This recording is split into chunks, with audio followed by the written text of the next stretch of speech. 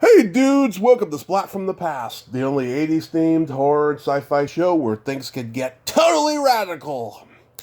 Now, today, I will be welcoming a pioneer of filmmaking, and I am talking about Australian director Russell Mulcahy.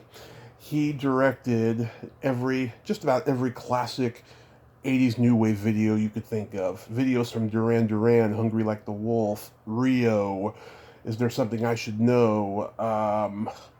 Rod Stewart, Elton John, Culture Club, The Vapors, Billy Joel, all the new wave videos of the early 80s he directed. And he also directed Highlander and Highlander 2, The Quickening. And I'm going to have him on the show today and talk about all that stuff. Like I said, he is a pioneer in directing music videos. Oh my God, Video Killed the Radio Star, he directed the very first video ever shown on MTV. I mean, there's going to be a lot to talk about in this hour. It's going to be super awesome. And let's hope that a certain person on this day today eats a peach, if you know what I mean. Wink, wink, nudge, nudge. So, here is my interview with Russell Mulcahy. Hello. Hey, Russell, welcome to the show, sir. How are you today? I'm very well, thank you. Yes, this is such a great honor. Thank you for taking the time. No problem. So, going back in time, I was reading that you started making Super 8 films when you were 14, but you didn't know if you wanted to direct or act. Right. Yeah. Oh my God, you've been reading comments I made maybe 30, 40 years ago. Yeah. But yeah, but it is true. It is true. I started making little 8mm films, gluing them together in my bedroom with my fingers, and it was a joy. But I also really enjoyed acting on stage, so it was a toss up. But then it became very clear a couple of years later that my real passion was cinema. Yeah, was there a particular movie you saw that just made you want to be a filmmaker? Probably not, but I think one of the first films that really grabbed my attention was The Seventh Voyage of Sinbad. Oh, yeah.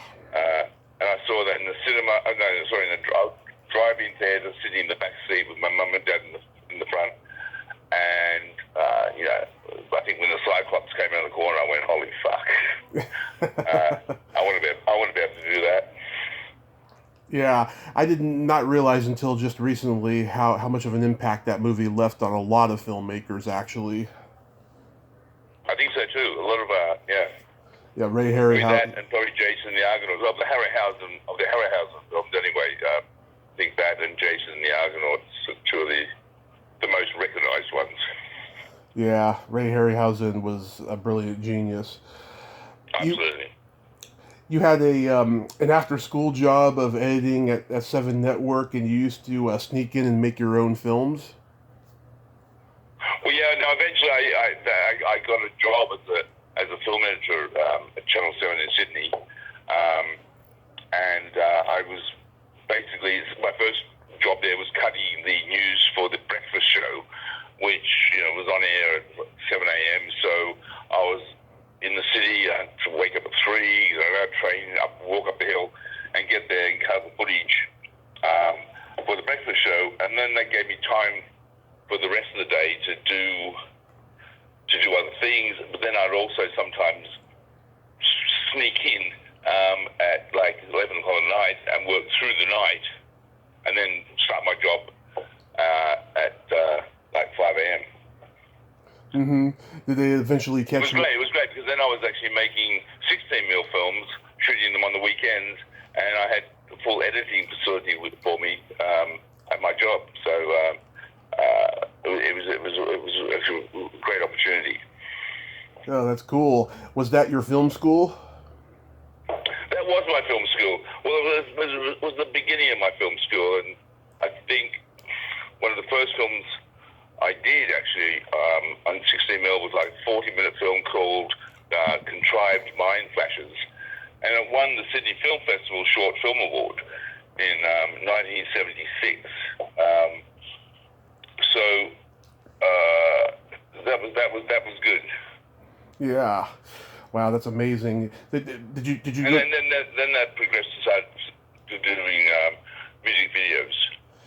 Yeah, I mean, I don't know if you would agree with this or not, but you are like the leading pioneer of directing what became music videos in the new wave era. How did you fall into making those? Well, back in Australia, before I went to England, when it really sort of started, but in the early part, like in around 76, 77, 78, in Australia, I was doing videos for the likes of AC/DC, Yeah. and other Australian bands, and no one else was doing them, so I would just shoot these videos, and they weren't necessarily clever, but they were okay, and they would get shown on this show called Countdown, Yeah. which is like Top of the Pops or something like that, you know. Yeah. Yeah, so I did that, and then some record companies saw some of the videos, and they said, why don't you go to England? We want to send you to England to shoot a band called Garbo and the Death Cheaters in Birmingham. I'd never been overseas in my life. And they said, we're going to fly over there, you shoot the video, and then come back. So I jumped on a plane with my mate, Colin Wardrop, who was my cameraman and friend Dan cameraman. And we flew to England, arrived in Earl's Court, went, what the fuck, where are we staying? And so we stayed in the B&B, and then got a train up to Birmingham, filmed this bizarre punk band, Yeah. and then came back, but then people wanted me to stay and do other stuff. So what was meant to be a 2-week trip lasted 2 years. Wow. Before I got back to Australia. Wow. Did you know that then that AC/DC would blow up and become huge like they did? Well, they were pretty popular in Australia when I was doing them. Yeah. That was with, Bon and just wonderful guys, and just they had big concerts in Australia, so I think they were starting to boil. Yeah. Was Bond just absolutely insane? No, insane. Whatever that means. A generally lovely guy. Mm-hmm. Yeah. He separated the persona from off stage and all that. Oh yeah, I mean yes. You know that on stage personas have usually got nothing to do with the reality of the person. Mm-hmm. Oh yeah, absolutely. I'm finding that out all the time. Yeah. During the the Beatles era, though, when they were making videos, they were called promotional clips. Was that what they were being pitched to you as in those days? I think so. Yeah. I mean, and people still say you pioneered the video thing. Actually, I didn't, because I mean, like you said, the Beatles were doing them, and I think probably the one that really opened the door for everyone was Bruce Gowers with Bohemian Rhapsody. Yeah. Which is whatever, mid-70s or whatever, so that, to me, that was the one that really sort of broke the ice. Yeah. With Hello. And then luckily, when I arrived in England and started doing it, and I was sent to LA and New York and wherever to start doing videos, and I was lucky enough to get some songs which were huge hits, and that's like one of the first videos I did was Video Killed the Radio Star. Yeah. And when we shot it, we thought, it was a cute little song, and we did a video, and all of a sudden it opens up MTV and becomes like the signature opening video of that music channel. Yeah, I just realized that it's the 40th anniversary coming up of that. I mean, how long was it before you realized that you guys just made history with that video being the first one airing? It didn't really. We were so busy. We were at some point we were shooting a video, in pre-production on another video, and post-production on another video. So it was just constant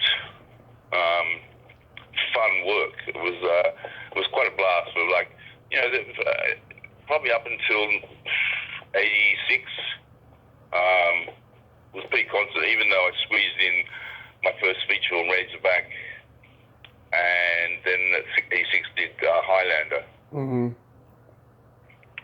But the mid '80s were just a blast. I mean, then there was so much creative talent around, and I'm saying myself, but there was like, you know, you had your Dated Features and your Julian Temples, and oh yeah, some really good talent.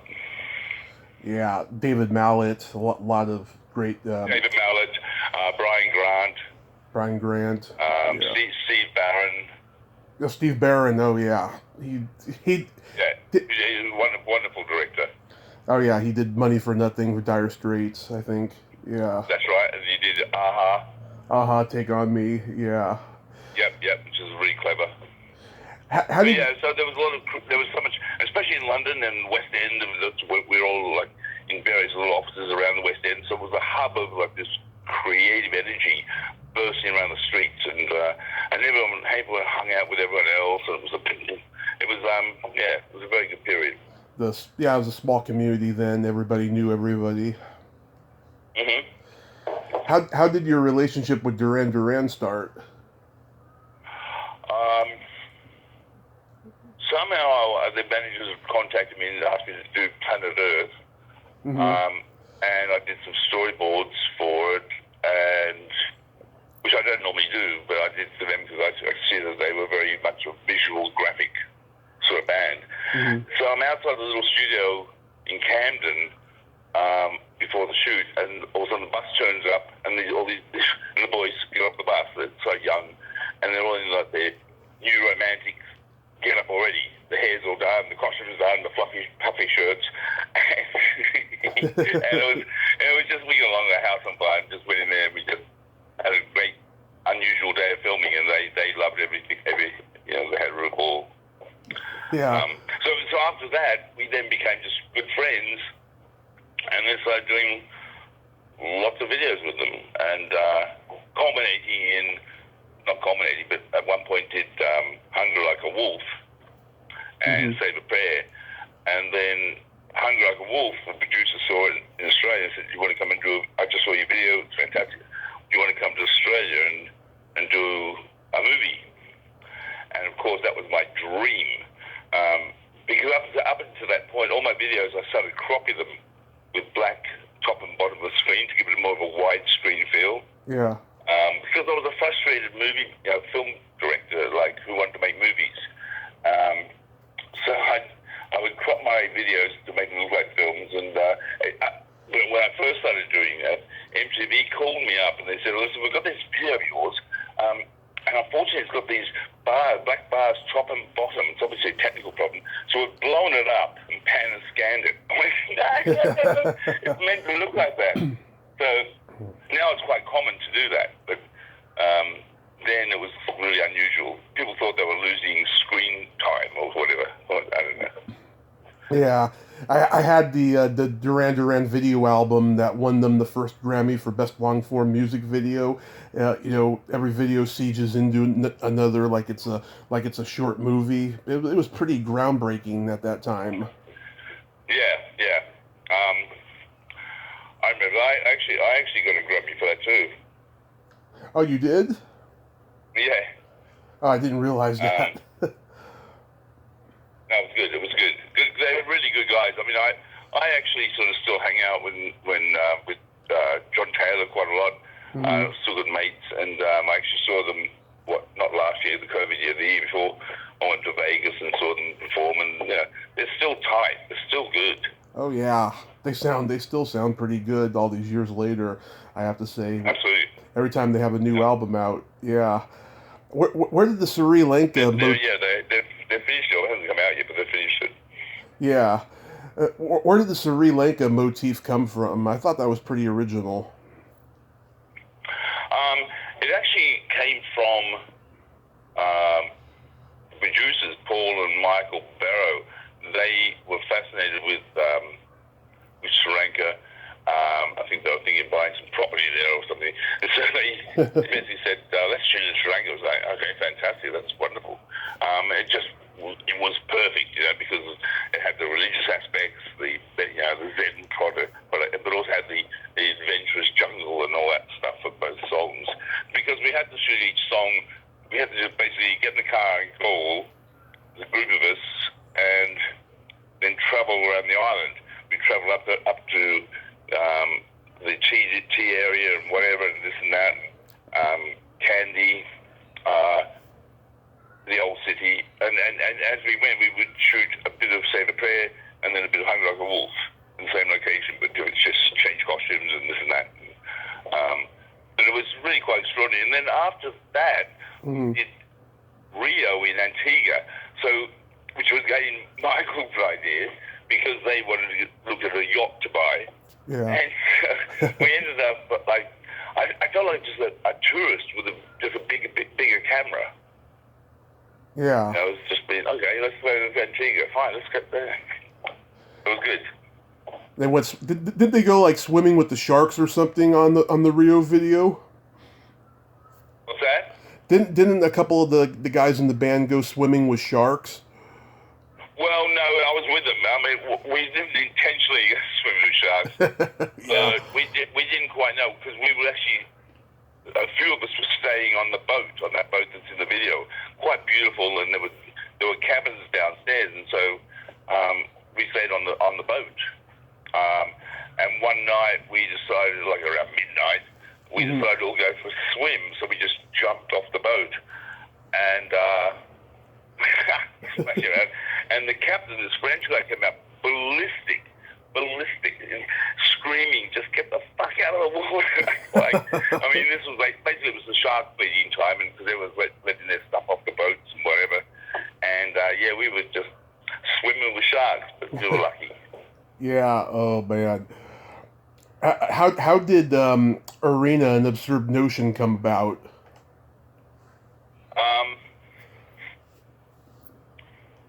It's hard to say. I know that, again, the producers, Paul and Michael, the managers, so not producers, the managers, they had this notion of trying to tie, because I think we'd already shot a lot of the concert. Yeah.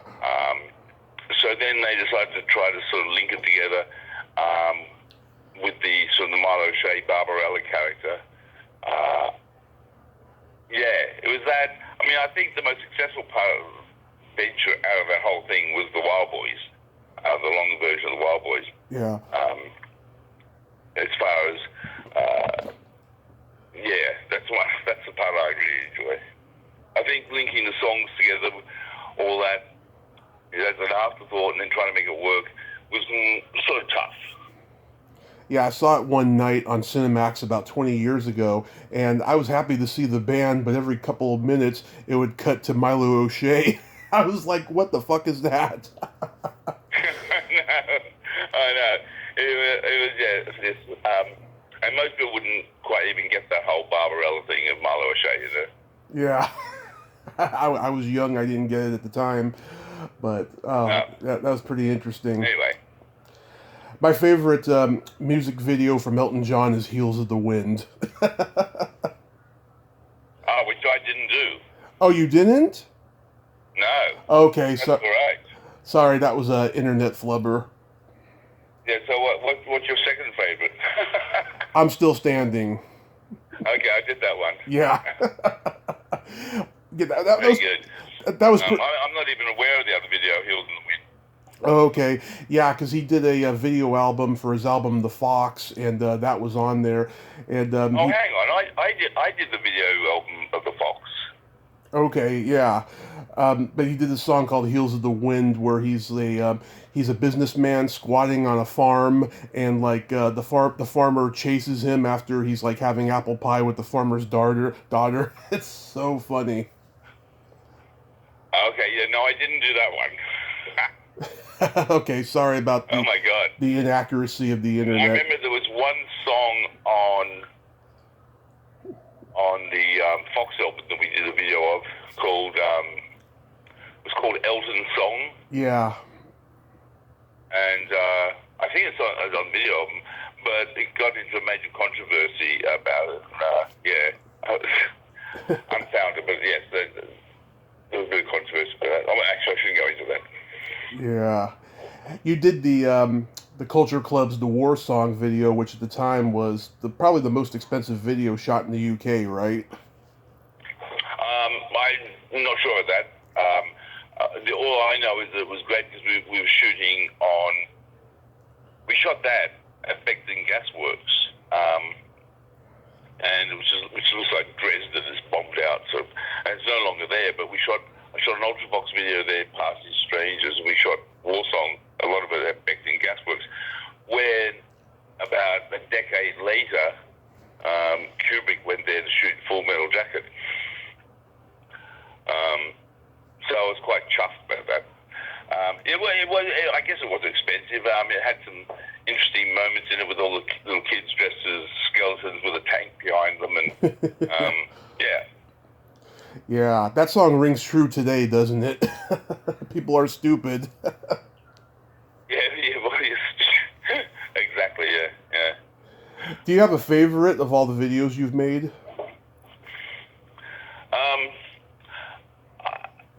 I actually like Ultravox Vienna. Mm-hmm.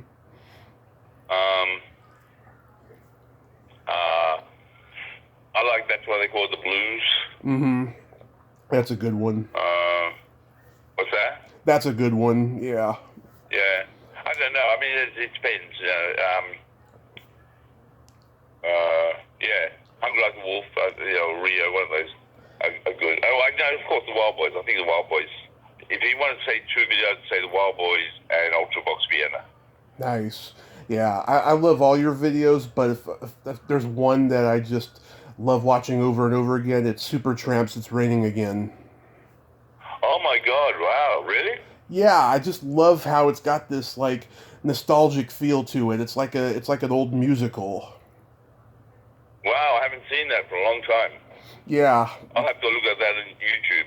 Oh yeah. I know the song. The song's a lovely song. Yeah, it's a great song, and I also love Turning Japanese. Do you think you could do that video today? Not when I knew what the title, what the song actually means.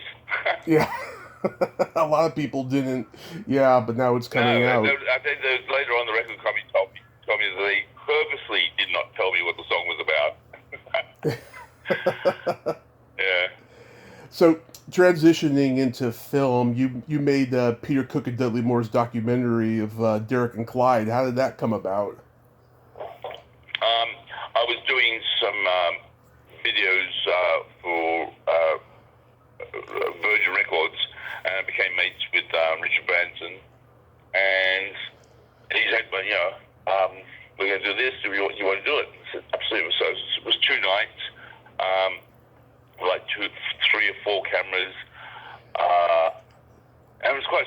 But basically, all the cameras would roll about a minute in between each other.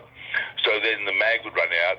They'd have to quietly change the mag. That camera would stop, another camera would take over. Whatever. It was this whole sort of relay of, and this was because it was film. It wasn't video. We shot it on film.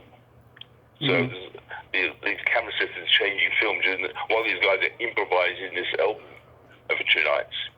Peter Cook getting completely whacked and stoned, and Dudley trying to remain healthy because I think he was about to start shooting, or he had just finished shooting 10 with Bo Derek. Yeah. So he was sort of, he had the Hollywood scent, the thought of like, oh my God, Hollywood. And so here he was. He didn't appear to be too happy about it. So there he was, like recording Peter Cook and Derek and Clive. Which is sort of really funny, but very rather gross humor. Mm-hmm. And so Peter would come out with this thing, and you see Dudley cringe, going, "Oh my God, don't make me go there, don't make me go there." But he would go there, but he was totally happy about it. I listened to those old records on YouTube. Oh my God, those guys took chances back then. I mean, they were like the British Cheech and Chong. Yeah. Absolutely. It was like there were no rules, and anything's fair game. And you have to know that going into it. When you listen to it, otherwise you shouldn't be listening to it because they're quite offensive in a good way. They're considered to be the first comedy act to ever say cunt on record. I was reading that. You know, the funny thing about the film I did is I did a film in Australia with Jeffrey Rush, and we were up in Brisbane filming, and he organised. He said one night he got a copy of the film, Derek Club Get the Horn, and we had a cinema, and the crew he said this is one of his favourite films. Yeah. we all sat there and watched Derek Club Get the Horn. You mentioned before about Razorback. What drew you to that project? What's that? You mentioned before about Razorback. What drew you to that project? Well, no, it was. Like I said, I did the video for Hungry Like a Wolf with Duran Duran. Right. The producer Hal McElroy rang me up. I was in London. He rang me up, and I knew Hal from Australia. And he rang me up and said, Russell, I saw the video, blah, blah, blah. Do you want to come and do a movie? And of course, yes, of course I'll do a movie. I said, what's it about? He said, it's about a giant killer pig. I went, okay, great. So off I went. And, but before I flew there to start pre-production on my first feature film, I did a video for 2 videos for Elton. I'm Still Standing. That's Why They Call the Blues, and also I think Bonnie Tyler's Total Comes to the Heart. Yeah. And I got on the plane with the uncut with the tapes, and so when I arrived in Australia on the Friday, Hal said, let's go to lunch. I said, oh my God, I'm really tired. Can we see you on Monday? Mm-hmm. And he said, yeah, go rest every weekend and rest, and I'll see you Monday. But I didn't go rest. I went into an editing suite, and I cut I'm Still Standing, and That's Why I Call the Blues, like in the 2 days, and and it's like, damn. And I didn't want to sort of tell Hal I was doing that, because I wanted to be sort of appear to be all fresh and like, this is it. And so I sort of struggled in there on Monday and pretended had a very restful weekend. Mm-hmm. How did you go about casting Gregory Harrison? Because he was a big TV star at the time. Yeah, you know what? It was actually between Gregory Harrison and oh my God, Jeff Bridges. Oh. And I think, and then we just felt that Gregory was the perfect choice, and he really was. He was just he's a lovely actor, and so right for the role. Yeah, I thought he was a pretty interesting choice. Is it true that Spielberg called you after the movie? He called me. No, he called me. Actually, no, it wasn't. He wasn't about. Someone else called me about the Razorback. I think it was Quentin Tarantino actually called me. But no, Spielberg called me. Well, his office called me. I just started a video called Betty Davis Eyes. Oh yeah, Betty Davis Eyes. Yeah, and so I'm in London. I'm in this little van at 3:00 in the morning, and someone knocked on the door and said, "Oh, by the way, Steven Spielberg called for you and wants to have a chat. He just saw the video and wants to have a chat." And I said, "Oh, great, okay, well, and what did you say?" He said, but the girl told Spielberg, that I was busy and I'd call back. I don't think she knew who he was, obviously. Yeah. So that was it. And then by the time I did call back, he'd left there, gone to lunch, and then he went up and started shooting E.T. So I didn't meet Steven until 1994 when I was filming The Shadow, and he came on set and we finally met then. Yes. That's really cool when you're accepted by your. I always thought that was sort of the joke, If Spielberg rings, tell him I'm busy. But no, it actually happened. Yeah, that's really cool when you're accepted by your peers, huh? Yeah, exactly. Yeah, yeah, How does Highlander come into your life? Again, probably another Duran connection. I'd just done the Wild Boys, Hmm. and EMI was the record company, and this started off as an EMI production, and then also joined up with Fox. But yeah, they saw that, and the producers, Bill Pans and Peter Davis, called me, sent me the script. Hmm. I went to have a meeting with them. We had a great meeting. I sort of danced on the table and blah, blah, blah. And they said, okay, you want to come do it? And I was, yep. And so then it was just there. And it all sort of fell into place very well. Sean Connery was sort of interested. We didn't have Christoph. We were sitting in an office one day going, who the fuck's going to play Highlander? We ran through the typical note, the list of actors. It was like, and I'm flipping through a magazine, and all of a sudden I turn this full-page photograph of Christoph from Greystoke, and he had this like incredible, the eyes and the forehead and this look. It was like, I said, I think this is our guy, and they all went, oh, shut up. I said, yeah, he's bro, and but he couldn't speak a word of English. Hmm. At first, but he learned very quickly, and also we had a dialogue coach on set every day, and and eventually he sort of fell into the role and just owned it. He owned the role, Yeah. As we just lost Sean Connery recently. You got any good stories about him?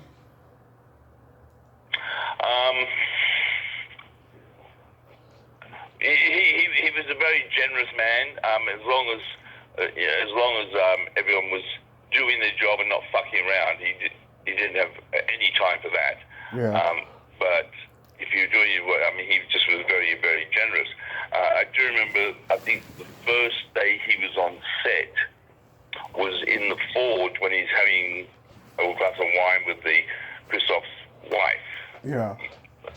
And the Kurgan burst through the door and said, where's the Highlander? And we rehearsed it without breaking the door. Rehearsed it, and then Clancy, it was also Clancy's first day too. So he was all worked up and done. And we worked up, Clancy breaks the door, jumps off the stairs towards the table, and basically cuts the table in half with one swing down, Yeah. And the table was all rigged for that. Yeah. And Sean would step back, and Beatty would step back, and while this all happened, it was all like multi-camera, one shot. And so roll camera, and action, bashes through the door, where's the Highlander? Leaps, but instead of swinging down the table, he swings across. Yeah. Hits the metal candelabras that are sitting on the table, hits them, they fly over the crew's head, the sword snaps in half and just misses Sean, and cut, and it was like, Sean just like left the set. And he was pissed. And poor Clancy, I felt so sorry for him. He was fine, but he said he was just been boiling this character in his head for all these weeks, and that was he sort of completely blanked as he was flying through the air. He completely blanked at what he was meant to be doing. Yeah. So we went to see Sean. Sean had already taken all his wardrobe off, was there in sort of dressing gown in his caravan, and he said, "Okay, that was a little dangerous, a little unprofessional, blah blah blah. You guys hang your shit together. I'm out of here." So we went, "Okay, we will." and then he sort of came back. But yeah, he sort of scared us. It was like, "Oh shit." No, it was a little scary, but it was a complete accident. Just everyone was just very sort of tense and excited and whatever. Yeah. So from then on, we were also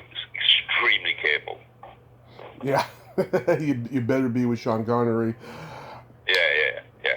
How was Roxanne Martin like to work with? I remember the last day we had Sean for 7 days, so Yeah. I had to shoot all of Sean, and sometimes if he's with Christoph, I couldn't shoot Christoph's close up or whatever.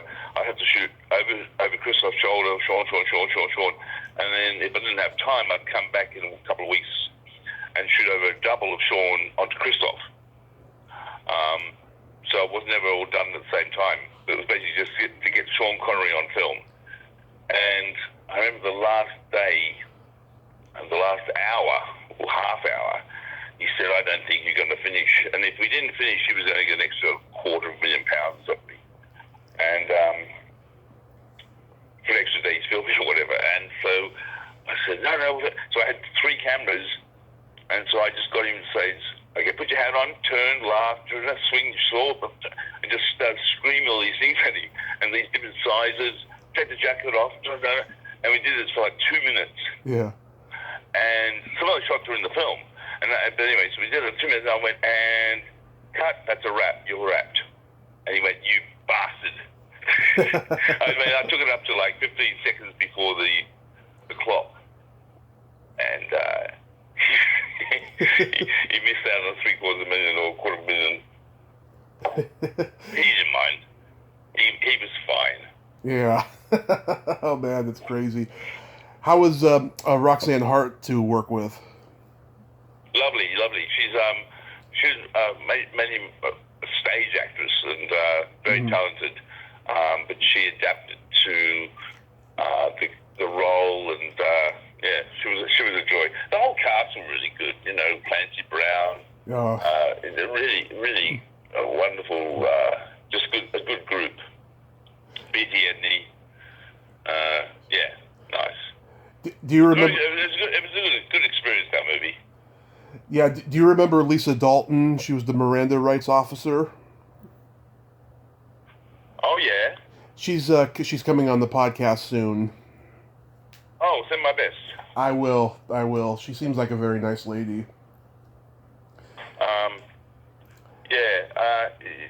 It was.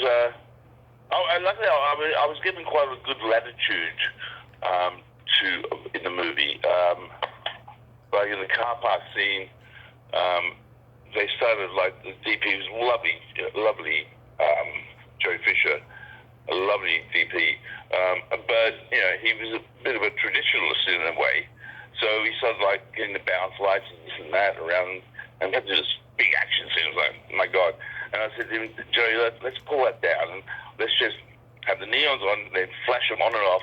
It'll be raining, and I don't care if it's silhouette, you don't see faces sometimes. It's okay. And he was very nervous, and so we shot for a whole day, and he saw the rushes, and he went, "Oh, yeah, I get it." And then he was so on board, and he was trying to even be out-create anyone. It was fantastic seeing that. Because it was out of his comfort zone, but then he was really quite happy out of his comfort zone. How did Queen come about for the soundtrack?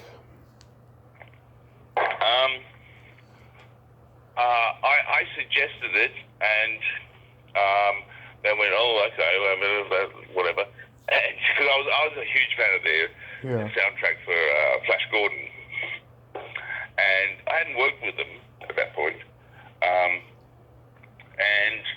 so what we did is we cut together like 20 minutes of various scenes in the movie. And they all came along to the little theatre in the West End, and they watched this 20 minutes. And they came out and said, and we just really thought we were going to get one song. And they came out and said, "Yeah, we'd love to do it, but each of us want to do a song." And it was like, "Oh, okay, that's pretty fantastic." And then they just, and then I'd go to the studio and watch them record, and we just became very good friends. And Freddie would cook me breakfast, and it was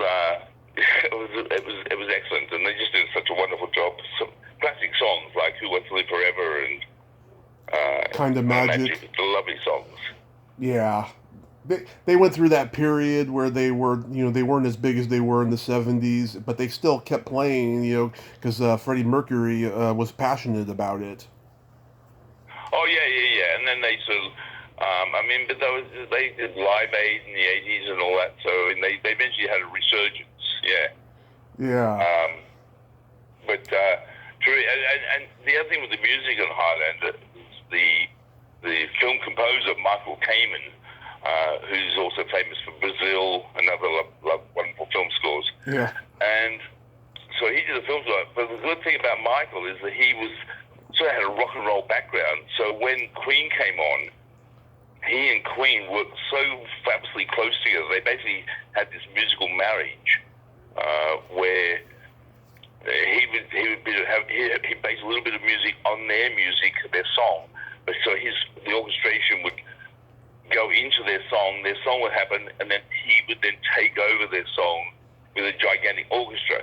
So it was this incredible synthesis of the two creative forces, the film composer and the band. And it also worked because Queen and Freddie, or Queen, actually liked that sort of operatic, filmic type of music, Yeah, they were just such a talented band. Are you amazed at how much of a massive cult following this movie has had over the years? Right, yeah. I mean, it's pity it didn't have that following when it first came out, but I can see, especially in the States, I don't know if you've ever seen the poster that Fox put out for Highlander. It's this extraordinary, horrible black and white poster. Mm-hmm. This close-up of Christoph, which is blown up from some still, looking like some sort of scourge. It's bizarre. And they basically, I think they did it because they wanted to kill the film. They weren't getting along with producers. The producers, whatever, done some lawsuit and won, and so Fox were pissed off with them. And I think the end result was like, well, watch this, what we can do with Highlander. Bang! It lasted 4 days in the cinema. Yeah. My brother loves the movie. No one going. Huh? Yeah. My brother loves the movie. He actually taped it off of HBO the first night it premiered in 1987. Right. Yeah, we wore that tape out, by the way. We used to watch it all the time. Yeah. And then when you did the second one, wasn't there you had a problem with the final cut or something? Well, there was a lot of problems with the second film.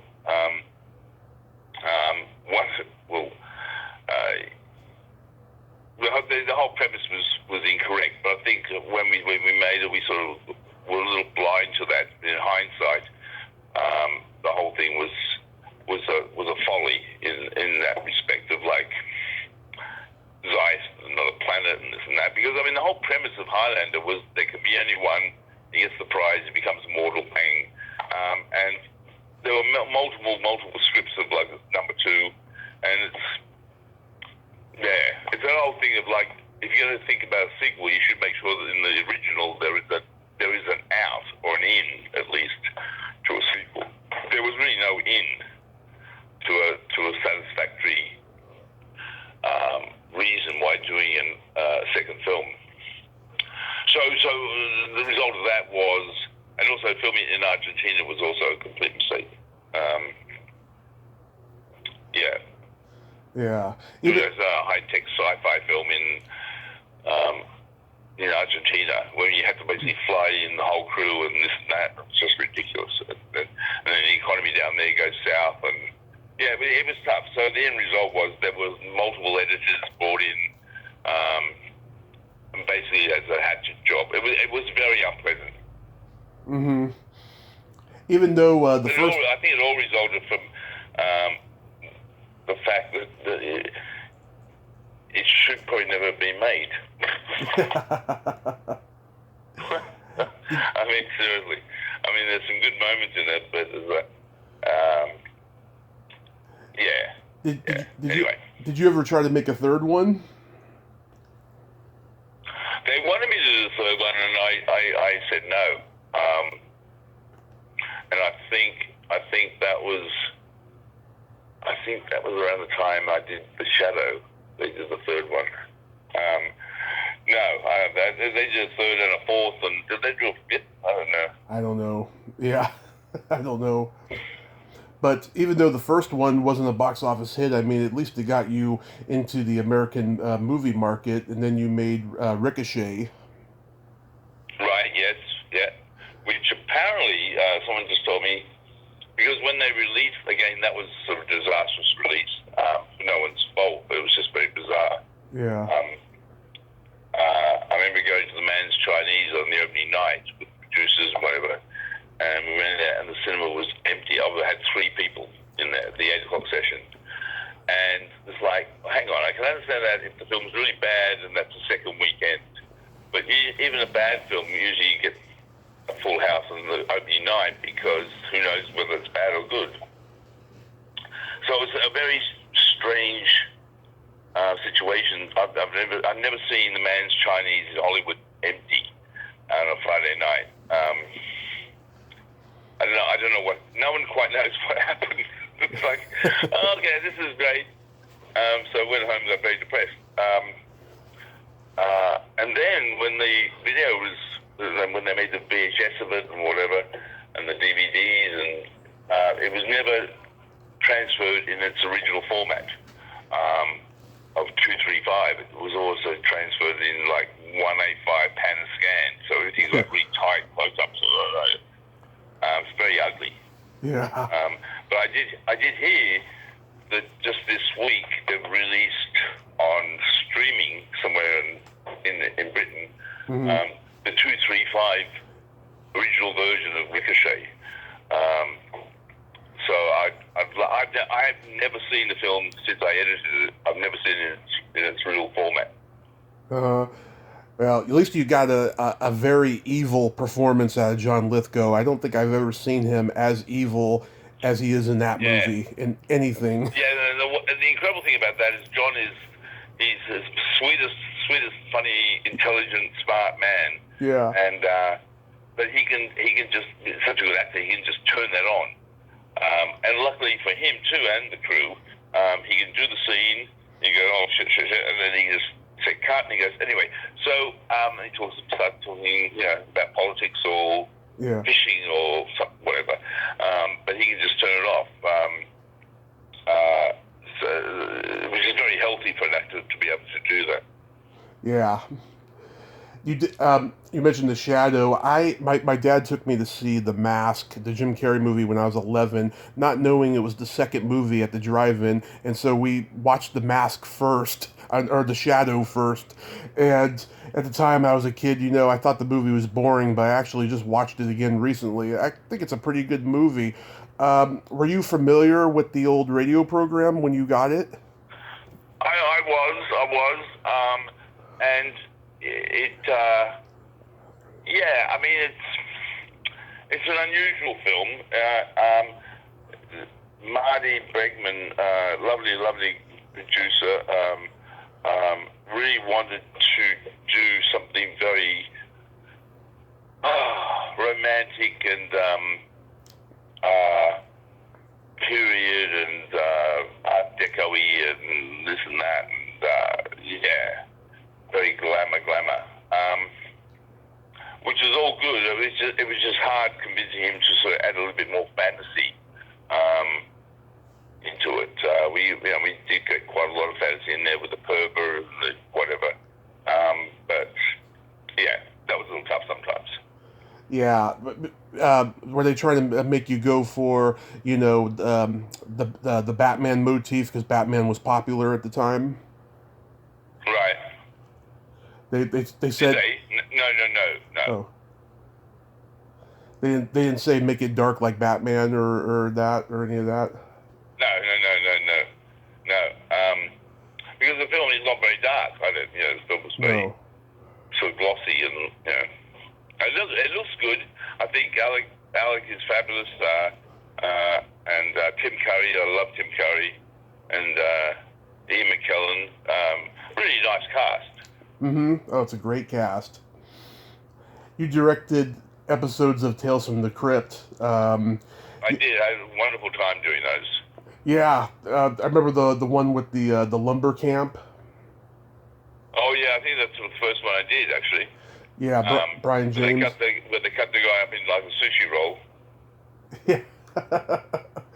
Yeah, yeah. So that was a good experience doing the Tales from the Crypt. Oh yeah, I used to love when they used to call me up and say, "You want to do another one?" I went, yeah, "Absolutely." I did like 4 here and did another one in London for them. Um, so yeah, that was really, and the great thing about then you had these incredible actors. I mean, we did the ice cream one. We had Bill Paxton, Yeah, Catherine Kennedy, Catherine O'Hara in another one. yeah. You know, to put you all these like A-list actors doing these wonderful, quirky half-hour horror shows. You know, it was a lot of fun. I heard Paxton was a sweetheart of a guy. Oh, a delight, absolute delight. So sad, yeah. And you directed Elizabeth McGovern in one too. Yeah, that was the one in London actually. Yeah. And that's a very bizarre one. Yeah, but she was terrific. Yeah, that one sort of like it was just spooky even filming it because it's a very bizarre one. Mm-hmm. I don't think I saw that episode. I'll check it out. Right.